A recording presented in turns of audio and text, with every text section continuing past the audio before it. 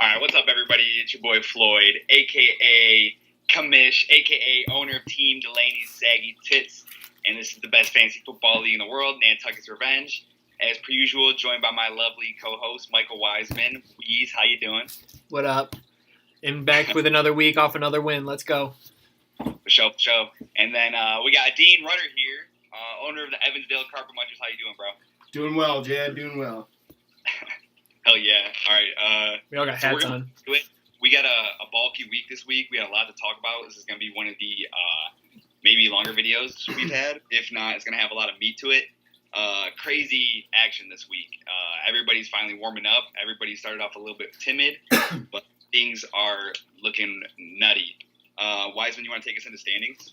Yeah, sure. Tied at the top, just like last week, is you and Rob, Delaney Saggy Tits, and XNXX/Alexis Texas, both at 3-1.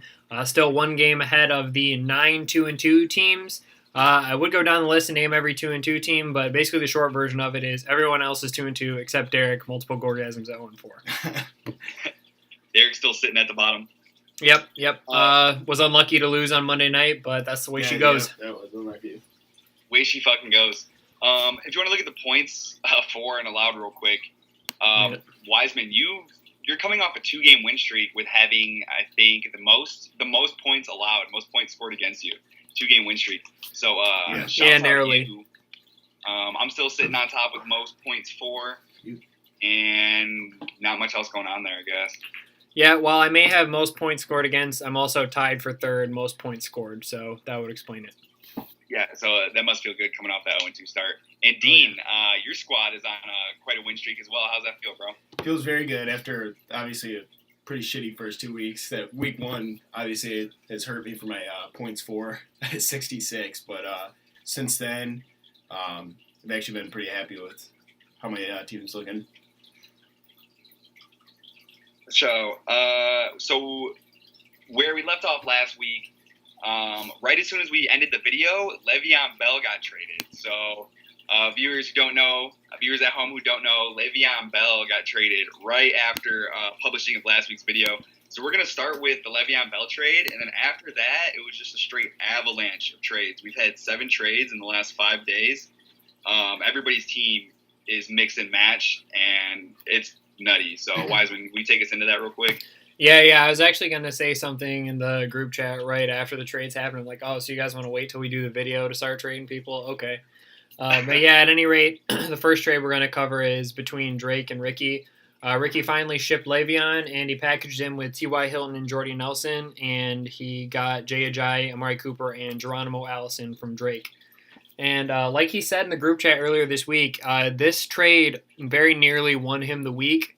All he had to do is have Case Keenum not put up a stinker, but the trade almost won him the week. But going forward long term, it kind of sucks that he gave up 2 of his best 3 players in my eyes and didn't really get a ton of value back in my opinion. But like I said, almost won him the week, so who knows, it could be worth it going forward, especially if Cobb's out for an extended period of time. Allison's got real value.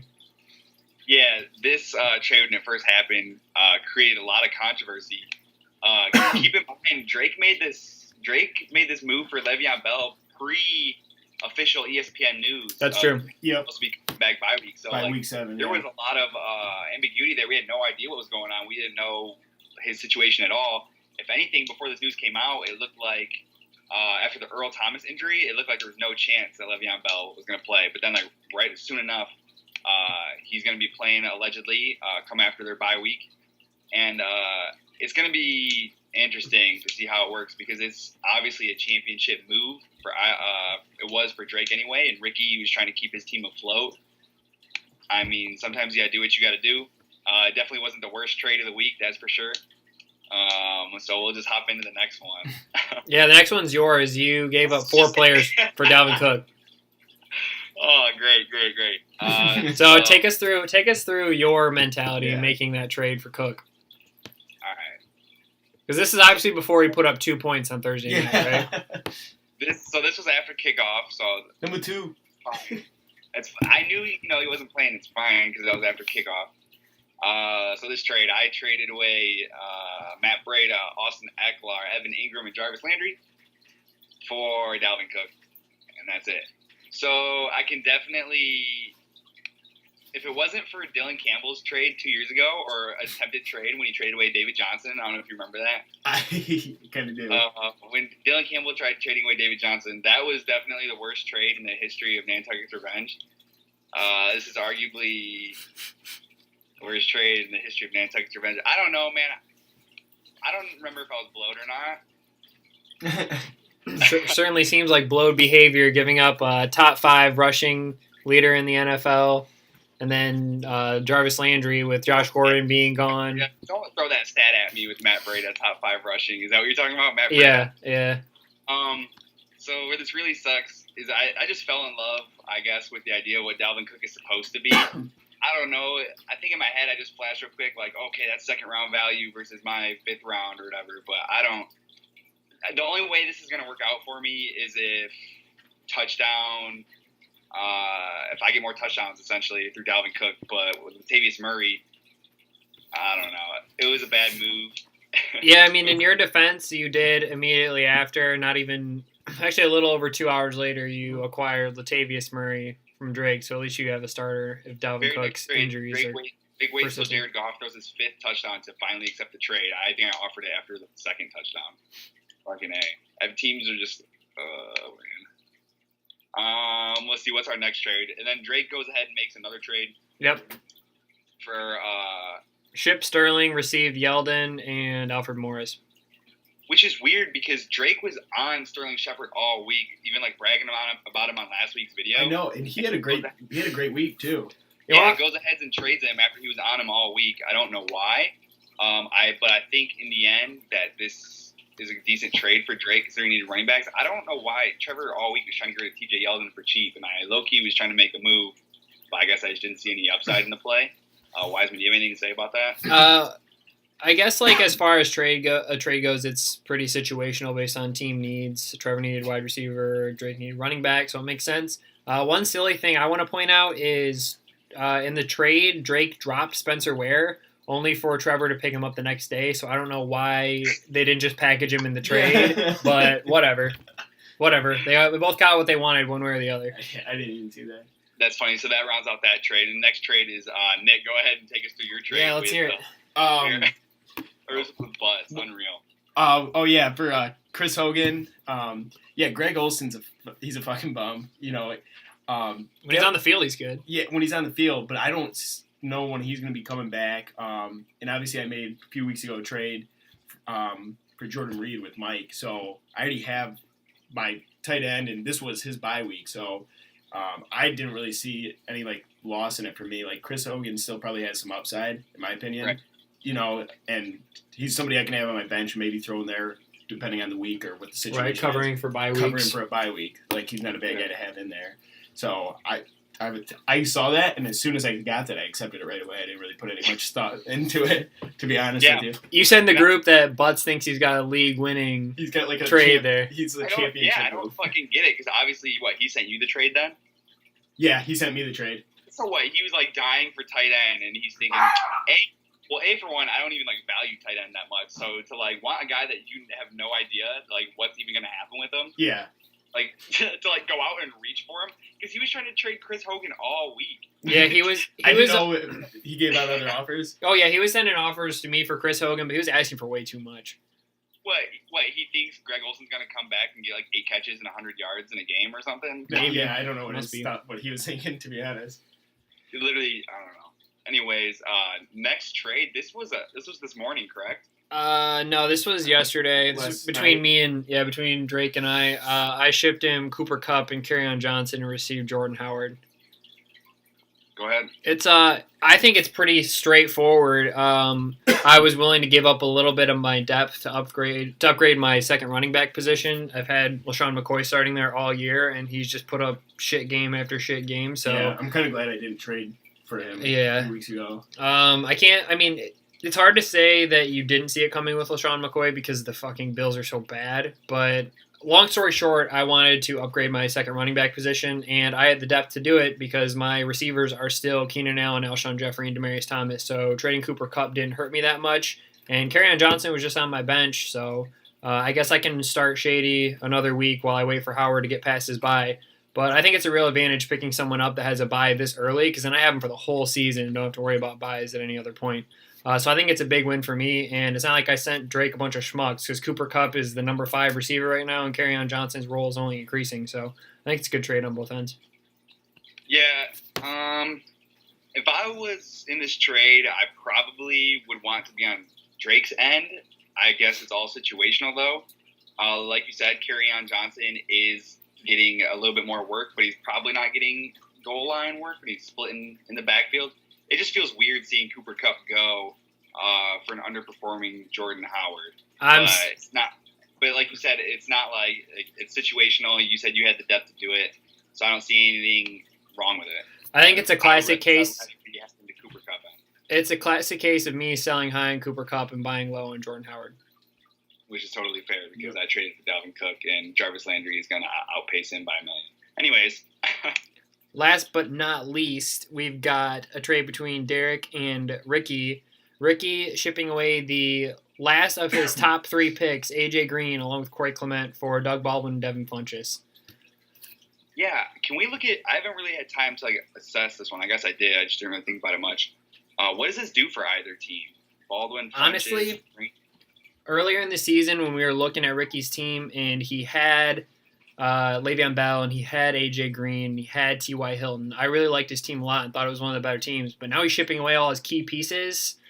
I don't know. I don't know if this is the same team anymore that we thought it was at the beginning of the season, but we'll see. We're going to be looking at every team individually when we look at last week's matchups or maybe next week's or whatever. But I definitely was skimming over them, and I think his team's pretty shitty. Every team looks pretty okay right now, and I don't really like it. I can definitively say I'd rather be on Derek's end of this trade. I agree. Yeah, I agree. Derek's made moves. Not really. I kind of fucked up, but this was a good trade for Derek for sure. Yeah, Derek made 2 good trades this week, I guess. Yeah, and with the standings right now at 0-4, and with the highest 2 people only at 3-1, anybody's game, even for legitimately first. It's wide open. We'll start to see a little bit more of a division in the next couple weeks, but yeah, right now it's still anybody's. It's exciting. But Derek had to make moves at 0-4 because if he starts losing any more, he's in real trouble of relegation. And the most impressive part about it is he did it without getting rid of Alvin Kamara. Yeah, true, very true. Yeah. That's huge because Alvin Kamara, Nick, I read a stat the other day. Something like he's on pace. I know Mark Ingram's coming back, but he's on pace to have 1,200 rushing yards and receiving yards and a stupid amount of catches. He's legitimately 2 guys out there. It's disgusting. He's just watching that game against the Giants, that second half, it's not fair. And he's still, even Tony Romo was commentating, it doesn't even look like he's running at full speed, and he's just, he looks so nonchalant, and he's still busting out 60-yard runs each game. Yeah. He's fun to watch. His ability low-key reminds me of, you and the mods. When we were in the mods, it was unfair because, there wasn't, a huge parity in size yet. So, you were still, medium size, but you still had all the same agility and strength. Just, Yeah, it was my heyday. I can definitely concede that I was wrong about Alvin Kamara. I had concerns about him keeping up his efficiency, but every single week he just continues to prove me wrong. He's just unreal. He's a stud for sure. I think legitimately, for sure him and Tyreek Hill are probably the 2 best athletes in the NFL. But arguable, but yeah. Alvin Kamara is something else, dude. He's a freak. I can't suck his nuts enough. All right, I've got the Week 4 scoreboard pulled up here for our viewers, and we had 3 matchups decided by 2 points or less this week. Right here on the night. And 6 teams scored anywhere from 116 to 127, so 9 points apart. Right. Six different teams were. So. Lost your camera. Nick, you won by 2 against Rob. That was huge for the squad. Yeah, I was actually talking to Michael about that a couple days ago. That was a good game. I had a good week. Couple things I would have changed. Teddy Ginn didn't do much, but neither did Breeze or anybody besides Kamara for the Saints. Michael Thomas didn't have much of a week either. So I would have put I think Duke Johnson I almost put him at flex, but it ended up working out. I was pretty scared on Sunday night because Rob had James Conner And Gordon and Juju. And Damn. he got in close. But good thing he didn't tie or take the lead because Sammy Watkins last night got another goose egg. I had 2 goose eggs, so luckily I had who's it? Cohen had a huge game for me again. Yeah, that Watkins goose egg was wild. Yeah. So I think Ted Ginn's goose egg is wild too. yeah. So no, but I was lucky to hold on because he kept inching really close, and obviously I just had enough. And I know everybody else is pretty happy about me beating Rob, so you're welcome, Yeah, boys. For sure. For you too. That was legitimately huge for the league. Like that matchup determined a lot. Like your win, pulling him back, and then you sucking the whole middle up was such a big deal. Yeah, I was really happy with this week. And then obviously Drake and Ricky were sweating it out. That was last night, right? Or, Yeah. Ricky had Keenum. Oh, and it's funny because earlier in that week in the group chat, or like maybe it was that Sunday or something, Ricky's like, "Oh yeah, baby, my trades won me this week. All that has to happen is Keenum outscore the Ravens defense." And then lo and behold, Ravens defense outscores Case Keenum by 1 point. He's like, yeah, I love the heat. Bring it. We were all talking shit. And he lost anyway. So Yeah, while we're on that matchup, actually, so for our Survivor Challenge, if anyone's unfamiliar, if it's the lowest scoring team that still remains in the challenge that gets eliminated. So lowest scorer would have been Ricky at 116. However, Ricky's already eliminated. So the next team up is Drake, who beat him by 1 point at 117, who is eliminated from the Survivor Challenge despite winning. So see you, Drake. Gail, I'm going to bet you didn't even notice that. So I can't wait till he watches this video. So yeah, so far this week Drake was eliminated because Ricky was eliminated last week. The week before that was Trevor, and the week before that, week 1, was Nick. So those are our 4 eliminated. And the other matchup that was decided last night was Trevor and Derek. Trevor winning by 2 points. And dude, Trevor had Kareem Hunt and Demaryius Thomas going. Is that right? He had Demaryius? I had Demaryius Thomas. I don't know who he had. I can pull it up. Hold on. Let's box for this one because Trevor was behind, man. Yeah, it was Kareem Hunt. Yeah. Yeah, it was the only one he had going that game. Oh, he had Royce Freeman as well, who had a touchdown. Yeah. So he needed so much. He needed his guys to outscore projections so hard, and it did in an epic match. So that's huge for Trevor, considering that was last week. From last week's perspective, these were the 2 worst teams, 1 and 2 and 0 and 3. So that was huge for Trevor. He literally told me going into that game, he was literally crying in his bed thinking about the relegation league. He literally told me he was curled up in his bed crying thinking about the relegation league. He thought he was going to lose. Yeah, he needed 36 points between Hunt and Freeman to tie it up, and he got 38. 26 from Hunt, 12 from Freeman. Both had rushing touchdowns, so he caught a lucky break. Yeah, it's just unfortunate for Derek too. You know, not a bad week by him at all. Yeah, his team hasn't had a bad week yet. Still in the Survivor Challenge at 0-4. I'm actually pretty sure, mostly from that week 1, I think I am still the lowest scoring team. But yeah, Derek can't catch a break, it seems. But he did make a couple trades, so. Yeah, dude, this week, or last week, the week that just happened, was really nutty, and a lot of things are mixing up. I think these next 4 weeks are going to be so crucial, so we're going to keep trying to stick to like this meaty content where we keep going over more and more, because each week it's going to get like, we're going to have weirder and weirder ticks about the league. Like, I can't believe this is happening. I can't believe this is happening. But so yeah, we're gonna jump into before we go to next week's scores. I just want to say, Mikey, I'm sorry you had to lose and be the 3rd highest scoring team this week, but my team had to lay the 170 on you, top scorer of the week. So what's up? Hell yeah, Michael Wiseman laid the fucking wood. And dude, Michael, you came off 2 bombs back to back weeks where you dropped monster points. When you started off 0-2, now you're 2-2 in 4th place, right behind Mike Brobst. And you're really close to having the 2nd most total points scored. You're just unlucky on the points against end. So yeah, I just have to hope my team keeps it up. Keep moving forward week to week. Good couple weeks for you. So for next week, mine shows me and Derek, but does yours show yours first? Yeah. All right, we'll go into yours then. Fuck it. Yeah, I've got Trevor, who just came off a big win as well. One of the many 2-2 versus 2-2 matchups we have this week. So let me see. Yeah, I got the right one here. ESPN gives him the edge at quarterback, and we split at running backs, and then wide receiver, I've got a little bit of advantage. Basically, ESPN saying this one can go either way. I know I don't have a defense in right now because my defense is on a bye, but as of right now, is giving me the edge overall over Trevor. But honestly, he has a couple decent matchups and a couple tough ones. I think if Alex Smith has the game he's supposed to against New Orleans, even though we know that the New Orleans. I think what you might be able to attest to this as a Saints fan. I think this last game against the Giants, they made a point to slow it down. Yeah. That way they didn't give their opponents as much possession time. Yep, that's exactly what they did. Their defense actually looked pretty good. And this is exactly what happened last year. As the season progressed on, week to week, the Saints defense got a lot better, and they kind of mentioned that, the commentators in that game.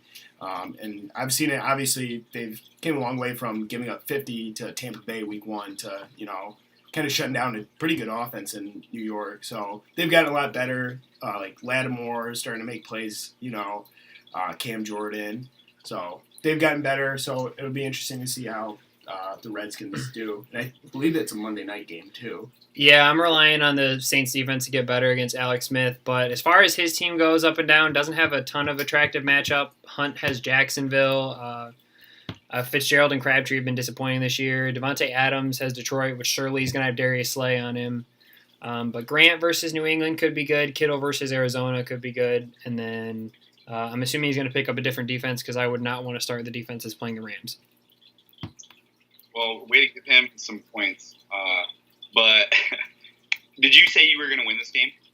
I think ESPN has me as a favorite. I think that it's going to take a collapse of my team for me to not win this because I think Trevor's ceiling for his team right now is about 130, and I think that my team should put up 130 every single week. So yeah, I'm right there with the same line of logic with you. I was just thinking Trevor's team, man, he doesn't have a lot of upside at all. You have a bunch of guys who are just consistent week scorers week per week. So your team your floor is so much higher with obviously much higher ceiling. It's going to be, man, Trevor's calling from the bottom. It's going to be all year. Yeah. I don't want to see him in the relegation league, but somebody's got to go. Next matchup, is that going to be Butts and Quails? Yep, that's what I got. For sure. So we got Kyle Butts, a.k.a. Team Butts, owner of Team Butts anyway, versus Drake Segula, owner of the Gale Quails. Is this another 2-2 matchup? It is another 2-2 matchup. We're going to start those this week, obviously. Let me peep this. Butts off of 2 wins, getting McCaffrey back, getting Deshaun Watson against Dallas, AB against Atlanta, even Robert Woods against Seattle. I think he's got a lot of great matchups this week. Playing Jeff Swaim is interesting. Well, he's got Greg Olsen. Yeah. Well, he's got ASJ. I don't know what's going on. I'm not going to question him. Yeah. I think Butts' team right now has a lot of upside. Not that Drake's doesn't, but Butts' upside is like hot right now. Like Robert Woods, Antonio Brown's always hot. Like Christian McCaffrey right now. Tyler Boyd. Like Watson right now. Like Tyler Boyd right now. I think the guys who are supposed to score on either side, I just think Butts' are a little bit more hot. But Drake obviously has studs across the board. Agreed. TJ Yeldon is obviously on a massive come up right now. This will probably be close. I think Butts should pull it off, but I would not make any bets against Drake in this matchup. No, yeah, that's what I was going to say. The exact same thing, but this one is actually, I think, going to be one of the better matches this week. Especially if Drake has T.Y. Hilton instead of Vance McDonald in one of his flex. It's going to be a high-scoring game, too. Agree. I think, honestly, I'm going to give the slight edge to the hot team, Butts, coming off 2 wins. Me too. I hate Alex Collins, though. He fumbled on the goal line, and Harbaugh's not going to like that. Speaking of Harbaugh, Nick, how you feel about Michigan this year? I haven't really watched them much. They've actually got good defense. They've got after this week, stats wise, they have the number 1 D in the nation. That quarterback Shea Patterson, he's starting to kind of come into his own. He's actually looked good. They've gotten better week to week. It was a close game against Northwestern. It's only Northwestern, but it's still a conference game on the road, and they came back down 17 points. So. Oh, that's good because normally those Michigan teams, that's like what lacks. Yeah. It's like that they need to put up a bunch of points quickly. Yeah. Normally what lacks for Michigan teams. Yeah. So I don't know. They play consecutive weeks. They play Wisconsin, Penn State, and Michigan State all 3 weeks in a row. Yeah, and then Ohio State a few weeks after. So it's tough. They have the toughest schedule. Is that the toughest schedule in the nation? Yeah. Because most teams play like their big conference games, and they play one out of conference game that's tough. Yeah. And they played Notre Dame, which they're ranked 6 now. So yeah, they lost by a touchdown too. Yeah, it's a brutal schedule for sure. Yeah. So I don't know. I'm actually kind of excited for them. But yeah, I would like them to be able to only lose like one of those, because then you could use that as an excuse to still maybe put them in a playoff. Yeah. It'd be tough. Yep. All right, so next I've got your matchup against Derek. One of the few matchups that's not 2-2. This one's a 3-1 versus 0-4. First place versus last place. That's right. Looking to make this week, make the standings even more polarized by pulling off a win here. Pat Mahomes against Jacksonville. Listen, I'm not going to play Ben Roethlisberger at Atlanta, even though it's juicy. I don't know if I should ever be pulling Pat Mahomes here or ever. I mean, it's tough. But Carlos Hyde against Baltimore is going to be tough. I'm actually going to roll with Latavius Murray over Dalvin Cook this week against Philly. I'm hoping he can get 2 goal line touchdowns, while Stephon Diggs will do his usual, maybe 8 catches, 88 yards, and a touchdown. Michael Thomas is in a juicy matchup, and Eric Ebron is of the hottest tight ends right now. I would probably choose Eric Ebron. I don't want to say over Gronk on some weeks, but right now volume just matters. True. Yeah. And the Colts have no kind of running game, so. Yeah, Chris Thompson against New Orleans, it's going to be one of the better matchups I can ask for. And Kenny Galladay is turning into he's at least a wide receiver 2 right now. Like, if we even had a smaller league, with only 2 receivers, I would be comfortable with Kenny Galladay as my wide receiver 2. Yeah. So having him this deep is comfortable. I should have held that down with Jarvis, but it could end up paying off in a week, and I don't know it from now. Like, it could come playoff time, and the hot game is right. I hope that's what happens. You know, looking at Derek's team, this isn't a team that, based on the way it looks now after these moves he's made, this doesn't look like an 0-4 team, honestly. Because Russell Wilson is solid. Alvin Kamara is the number 1 fantasy player. Matt Breida is a solid running back 2 to have. And then he's got A.J. Green and Jarvis Landry. Yeah. Willie Snead's got a role in Baltimore, getting like 6 or 7 catches a game. So, like, he's got a pretty decent team. It's actually... Yeah, because the Falcons have to score 50 points a game in order to not lose. Yeah, so. Which has helped me, too, with Calvin Ridley in Atlanta. But the dynamic of this matchup is going to be tough for me to swallow if I lose, considering, A, our Monday Night Sweat is going to be huge, considering I have Michael Thomas and Chris Thompson going, and he's got Alvin Kamara. B, I wouldn't even be in the situation because I easily probably could have just traded Jarvis Landry for fucking whatever his name is, Dalvin Cook. Because now I got to try to outplay Matt Breida and Austin Eckler, who both jumped into starting positions for Derek. So it would really suck if I lose because of that. But that's enough of that game. Yeah, let me ask you real quick before we go on, because I didn't notice this until just now. Do you feel like having Cook and Diggs in your starting lineup caps your team's upside at all? No, that's actually what I was. I mean, all right, from like the most polarized theory standpoint, it does, because you can only have so many touchdowns in one game. But literally, part of my fuck-up, messing up in that trade was thinking I would much rather have Minnesota's running back and receiver versus the Browns' running back and receiver. But then after I submitted the trade, I sat there and thought about it. Like, Jarvis Landry isn't a normal receiver. He's an extended version of the run game. He's always going to get his volume. Every game this year, he's going to outcatch Dalvin Cook. And obviously, catching passes gets you more yards than rushing. I think I wanted to hold down the running back position when I didn't need to, because we have so many flex options. It'd be different if we had a smaller roster construction, but when we have 2 flex spots and a team this deep, it's probably just always better to have the consistent guy rather than the upside guy. Yeah, I think I made a similar move trading for Jordan Howard, so I understand. For sure. Enough of that bullshit. And it's Joe Mixon, yo bitch, and you. We already did that one, so I've got Damian Get to Black versus Mikey Juices Loose next. Yet another 2-2 versus 2-2 matchup.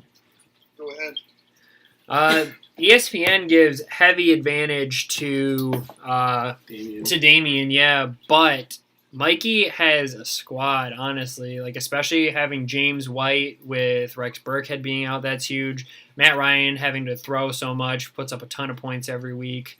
Will Fuller, if he can stay healthy, is dangerous. Having Ertz and Cook, that's two solid tight ends. And Bernard has been huge while Mixon's been gone. So Mikey's got a squad full of hitters. But Damien's team is better, I think, simply because, A, he's got the number one wide receiver in football right now, which is Adam Thielen, which comes as a surprise to many, but not to me. David Johnson seems to finally – Josh Rosen helps that Arizona offense so much. I think that is a big reason why David Johnson is going to solidify himself as a top 12 running back. And then if you look up and down his team, he's got guys that are getting work. Like he's got Golden Tate, he's got Deion Lewis, even Dante Moncrief was involved last week, which you can't count on him week to week. But when he does hit, like he did this last week, he hits. So having the Cardinals defense against San Francisco is a great matchup, I think. I don't know why Mikey's riding the Lions defense wave, especially against Green Bay. I wouldn't trust it, but yeah, give me Damien here, honestly, even though I think Mikey has a good team. I agree. I was going to go with Damien too, and also, like you mentioned Galladay for the Lions, but Golden Tate last week had a great game. That's right. He's been pretty consistent. He's really elusive, That's a good guy to have. And yeah, pretty much everything about Damien's team. He's just got a really solid team. But shame he had to lose McKinnon. Yeah, at the beginning of the year. That was a second-round pick, too. Yeah, I agree 100% here. We mentioned it last week. Beginning of the year, Damien's team was performing way under the median. They probably should have been playing better. And then last week, they had a full-on rebound. He got a big win.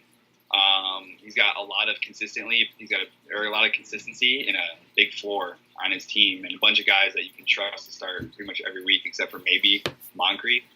But yeah, obviously, like you said, Mikey's team has some strong hitters. Will Fuller's dangerous every week. Matt Ryan, Ertz.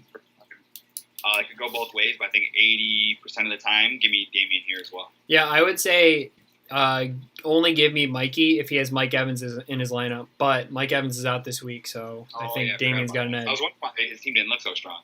Yeah, he's missing Mike Evans this week. Didn't even notice. On to our next matchup, we have the Evansdale Carpet Munchers, Nick, and 4 Down Territory Mike Brobes. Mike Brobes has been quiet all year this year. Trades and talking in the fucking group chat. But I know he's busy. Shout out him. And Nick, why don't you take into your matchup this week? Brobes, he's got a good team. I'm a little worried about this week, but I'm also hopeful. I got Mark Ingram coming back. Devontae Freeman's still questionable right now, but I have him in my lineup for the time being. Obviously, that's subject to change.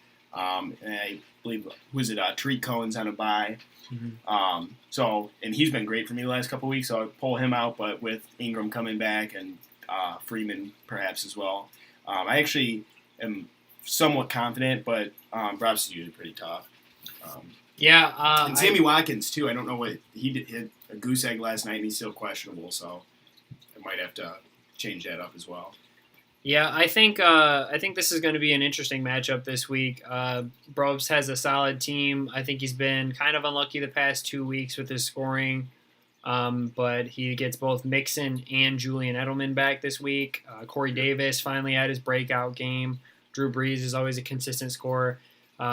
He's really ugly at the tight end position. I know he's got O.J. Howard, who's on a bye. I don't know who he's got to replace him, but got a 0 from Howard last week. And then tight end looks gross. Yeah. And then I am not confident in either of his flexes. However, Nick, I think your team has a much safer floor than Mike's does because you get Mark Ingram back this week. You should get Freeman back this week. Yeah. Marshawn Lynch is a top 5 rusher in the NFL. Coming off a bye week and playing New Orleans. So Hopkins has been a beast. Calvin Ridley leads the league in receiving touchdowns. I think your team has a safe floor. I even like Chargers D against Oakland without Bosa.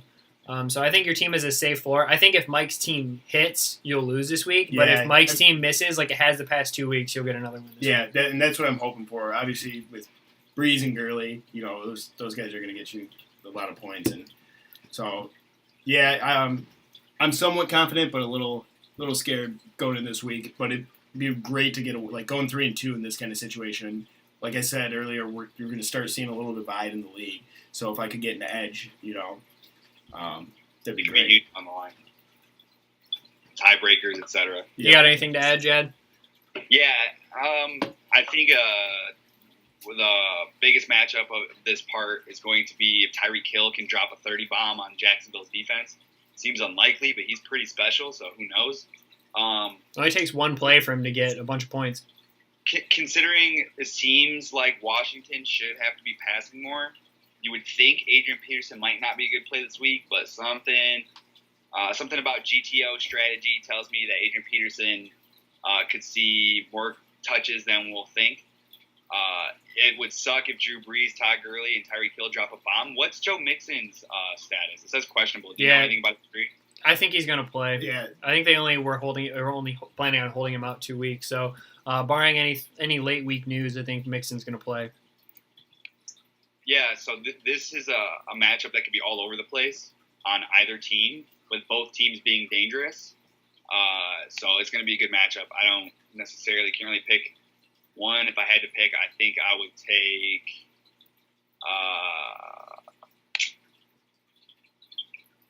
take Mike Brobe's team. Yeah, the implication here is Nick's on a 2-game winning streak and Mike's on a 2-game losing streak. So one of the streaks is going to end. So we'll see which it is. Yeah, it'd be nice to see Nick pull off 3 wins in a row here. Thanks, Chad. Final matchup. Ricky and Rob. We got the Golden Taint versus AFK. Rob David, a.k.a. owner of team www.xnxs.com/Alexis, Texas. Shout out one time. Both coming off losses last week. This is a 2-2 versus 3-1 matchup. Yeah, this is a matchup full of a lot of guys on either side who are just obvious plug-in week-to-week starters. Like nobody on their team is like out there except for Ricky Seals-Jones and Kyle Rudolph. So this matchup's lacking tight end production. Outside of that, I feel like on either side of the teams, it could go any way. This is a really goofy matchup that has some decent implication. Rob could lose his share of first place. What do you think about it, Wiseman? I disagree. I think Rob's about to smack Ricky. Looking at Rob's matchups, Aaron Rodgers always shreds Detroit. Oakland sucks. Melvin Gordon's going to eat. If this is any week that Derrick Henry's going to bounce back, it's Buffalo. Julio Jones against Pittsburgh, going to eat. Juju in that matchup. If that's a shootout, which is supposed to be Pittsburgh versus Atlanta, Juju and Julio are both about to eat. Kelvin Benjamin, whatever. Kyle Rudolph, whatever. But Sony Michel against Indianapolis is great, and James Conner against Atlanta is great. And the Rams defense is going to get so many sacks on Russell Wilson with Aaron Donald and Ndamukong Suh with how bad that line is. Yeah, give me Rob's team, which is projected by ESPN to score 140, which is a lot. I expect Rob's team to put over 150 this week. So, sorry, Ricky. It's not going to happen for you this week. Matchups, I kind of just skim the names super quick in my head. Nick, you got anything to say about this matchup? Honestly, I was kind of thinking the same thing Michael was. I think Rob's going to rebound from – he didn't have a terrible – I mean, he put up 125 against me this past week, but I think he's going to have kind of a rebound. Like Michael just said, his whole starting lineup pretty much has pretty good, almost ideal matchups. Except for 2 of them. And I think he's going to have enough to win pretty convincingly. And, we were just saying earlier, kind of Ricky's team, how it looked so good, a few weeks ago. But, after some trades and, it does not look as strong as... He sold all his studs. Yeah. So, I think Rob's going to win pretty convincingly.